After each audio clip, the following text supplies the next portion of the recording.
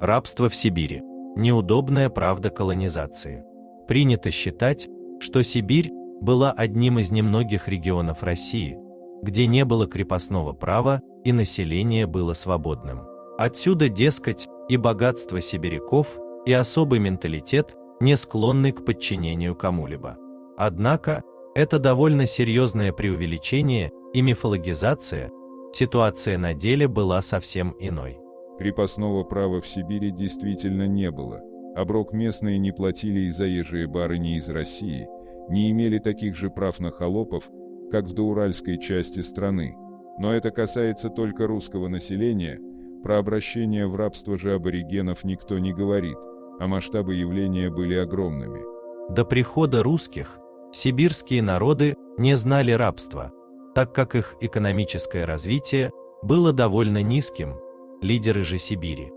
Кыргызы, джунгары, татары практиковали рабство в своих редких и небольших городках, поэтому массовости это не обрело. Русским же понадобились и работники, и наложницы, и прислуга, так как каждый пришедший в Сибирь планировал стать в ней богатым и влиятельным человеком.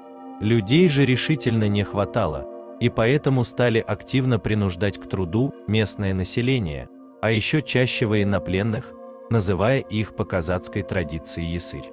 Так как значительная часть населения русской Сибири была выходцами из казацких областей, русского, украинского и даже литовского происхождения. Ясырь использовался также при выполнении казенных работ, сборе ясака, в военных походах, несении различных государевых и частных служб. Особенно ценились в условиях полиэтнического состава населения Сибири толмачи-переводчики, пишет сибирский историк Иван Каменецкий. Вторым фактором расцвета рабовладения была нехватка скота, особенно тяглового. Валы в Сибири не водились, лошади местных пород не годились для крестьянского труда, а завезенные приживались плохо. Поэтому рабам часто давали ту работу, которая выполнялась домашними животными. Дорогие друзья, критики и те, кто видит мои видео впервые, хочу анонсировать вам перезапуск Boosty и Patreon на моем канале.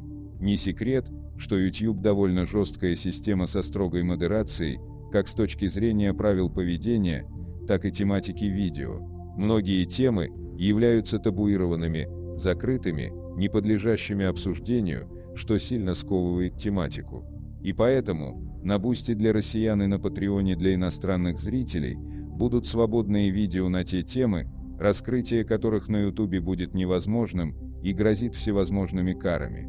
Например, есть ли отличия в интеллекте у разных расовых типов, красивы ли дети от браков разных народов или это миф, почему женщины предпочитают иностранных мужчин и как с этим связана биология, и вообще как ведется половой отбор и наследуются признаки, какова роль разных народов в революциях и войнах прошлых веков, почему Гитлер истреблял евреев, была ли советская власть благом для русского народа или истребила его, существует ли черный расизм, и многое-многое другое.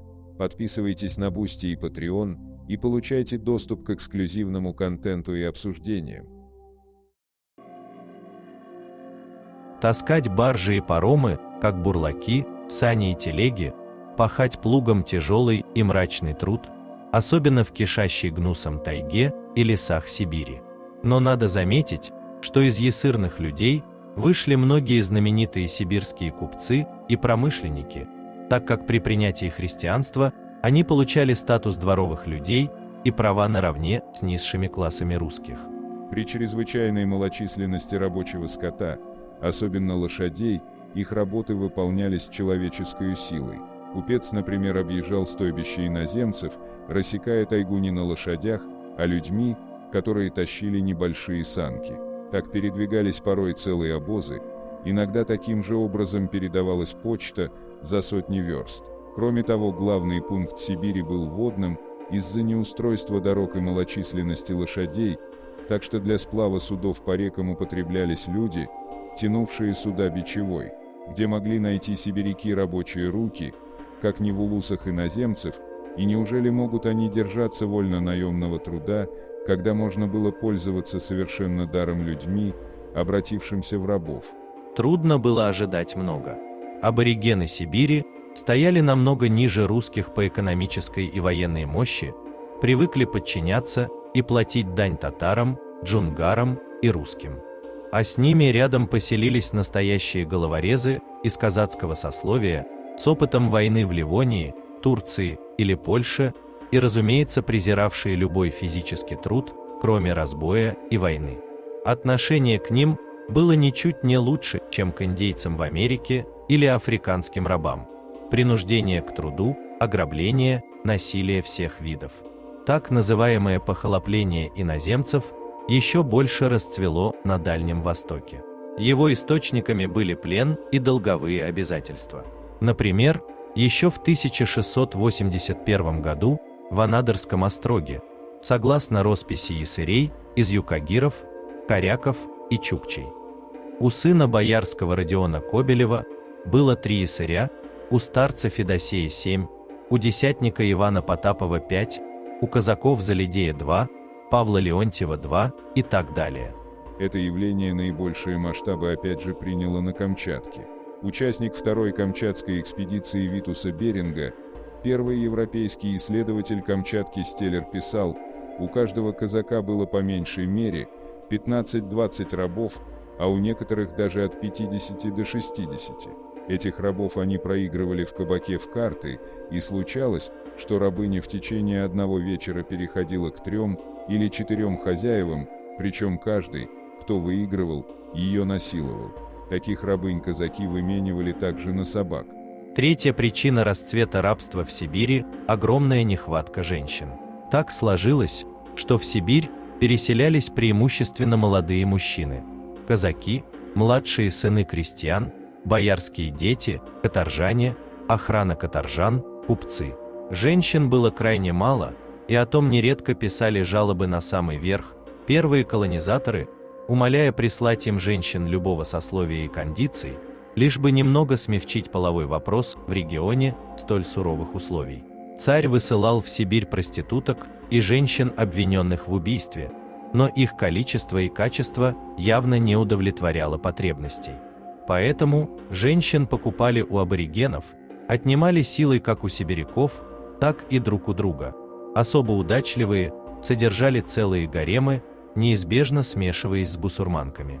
Путешественник, исследователь Сибири и Камчатки, автор книги «Описание земли Камчатки», Крашенинников, из острожков, покоренных силою, брали они довольное число, в полон женского полу и малолетных, которых, разделяя по себе, владели ими как холопами, добавляя в другом месте, походы служивым не бескорыстны бывали, ибо они, побив мужиков, жен их и детей брали к себе в холопство, отчего до розыску бывшага 1735 году у каждого служивого человека по 10, а у богатых человек и по 40 холопий, по их ясырей было, им покупать и продавать и пропивать, и в карты проигрывать их вольно было. Но церковь такие союзы не одобряла. Без перехода в православие такие женщины считались походными женами и неизбежным блудом, потому казаки в Сибири все же пытались найти православных спутниц, либо обращали в свою веру аборигенок. Причем нередко они получали себе дочерей правителей и местных княжеских женщин. Ситуация была столь массовой, что нередко пришельцы просто бросали надоевших женщин в лесу, а сами уезжали добывать себе новых, или продавали их на рынках, или перепродавали, скупая женщин как товар. Кто-то заводили себе целые гаремы, периодически меняя состав. Красавицы-иноземки, захваченные во время военного похода или отнятые в мирное время, могли стоить от 10 до 20 рублей. Для сравнения, в 17 веке за 1 рубль можно было приобрести 218 килограммов ржаной муки, 27,3 килограмма масла, 3 осетра, 1 4-летнего бычка или стада овец. Веком позже, например, в 1760 году на 1 рубль приходилось 19 килограммов хлеба, а в 1775 году уже 2,3 килограмма того же хлеба. Атаман Галкин назвал своей женой супругу князя Китов-Теленеха, а другой казачий вожак забрал у киргизского князя и жене жену и дочерей. Дружина воеводы Дубенского и вовсе прославилась тем, что в огромных количествах уводило в свои остроги бурятских девушек и замужних женщин. Еще патриарх Филарет возмущался, что русские в Сибири отнимают у иногородцев их жен и дочерей и живут с ними, с некрещенными и невенчанными, как с женами. Несмотря на подобные запреты, обычай брать в жены и наложницы рабынь иноземок продолжался вплоть до полного замирения Сибири в конце XVIII века. Широко распространилась и покупка юных девочек, которых растили в русском духе, чтобы жениться к возрасту созревания. Понятно, что многие этого возраста и не собирались дожидаться. Конечно, нередко своих дочерей продавали и сами аборигены, как по мотивам корысти, так и из-за голода, необходимости отдать казакам дань, которая все росла, и чтобы выбраться из долгов, на рынок везли нелюбимую дочь. Данные переписи 1724 года показывают, что в Верхнекамчатском остроге только у 27 разночинцев числился 101 холоп, в Большерецке у 34 разночинцев 108 холопов. Для сравнения, в Анадырском остроге у 6 разночинцев было 17 холопов. И это без учета собственно служилых людей, у которых холопов было явно больше. Размах торговли потрясал. Известно, что за 25 копеек в Томской губернии можно было купить мальчика-остяка. Примерно тот же уровень цен был и на других острогах империи. Несчастные рабы должны были исполнять всякую работу, и ни один казак решительно не ударял пальцем о палец, а только играл в карты, пьянствовал, объезжал от поры до времени свой округ для сбора долгов или шел на войну, стелер. Он и холопы должны были стараться о всем потребном к содержанию, а они, как господа, довольствовались готовым, ни за какие труды не принимаясь. Жили они как дворяне за холопами, крашенинников. Разумеется, аборигены бунтовали, но казаки отлично умели гасить подобные акты плетками, саблями и пулями, что провоцировали уход местных народов еще глубже в тайгу или тундру. А для прекращения попыток широко брались заложники-аманаты из числа княжеской родни, чтобы при взбрыкивании они пострадали. Рабство влияло скорее негативно на оба этноса. Одни теряли свободу, другие погрязали в лени и разбое. Отсутствие хозяйства давало казакам массу свободного времени, которое они проводили в попойках и картежной игре, в результате чего пропивали и проигрывали все имущество, в том числе и холопов. Когда это происходило, казаки отправлялись на захват новой добычи и военнопленных. А далее все повторялось. Казаки отряда Пояркова встретили по берегам Зеи селение с просторными деревянными домами крепкой стройки, с окнами, затянутыми промасленной бумагой.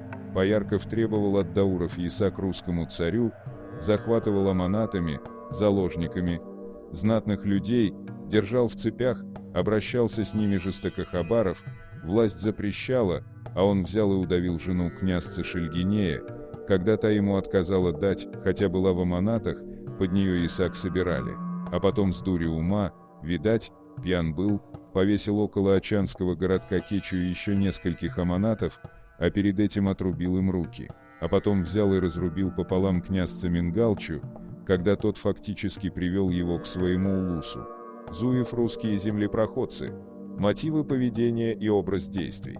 Тезис о том, что Сибирь покорена бескровно, а с коренными народами обращались не в пример лучше, чем в Америке с индейцами, мягко говоря, спорен. Но это часть государственной исторической мифологии, которая боролась с описанием рабства еще в царские времена, когда страной рабов и тюрьмой народов ее клеймили в Европе. Как же исчезло сибирское рабство? Во-первых, христианизация аборигенов выбила законные основания для работорговцев, затем закон о приписывании владеющих ремеслом цеховым мастерам вывел из-под угрозы тех, кто жил у важных предприятий. А затем подоспела и отмена крепостного права по всей империи. Пишите, что думаете по этому поводу, ставьте лайк и подписывайтесь на канал.